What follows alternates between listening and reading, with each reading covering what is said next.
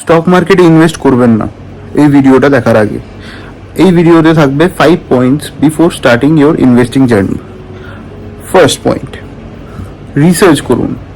প্রত্যেকটা স্টকের পিছনে রিসার্চ খুবই দরকার। একটা স্টকে যদি আপনার কনভিকশন না থাকে, সেই স্টক নেওয়ার কোনো দরকার নেই।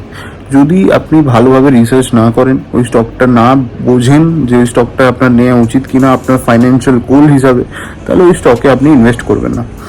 দ্বিতীয় পয়েন্ট, কোম্পানির পারফরমেন্স দেখবেন। কোম্পানির পারফরমেন্স খুবই দরকার, তার জন্য তার ফাইন্যান্সিয়াল রিপোর্টস, তার গ্রোথ পোটেনশিয়াল, তার ফিউচার প্ল্যানস ভালো করে অ্যানালাইজ করতে হবে। Third point,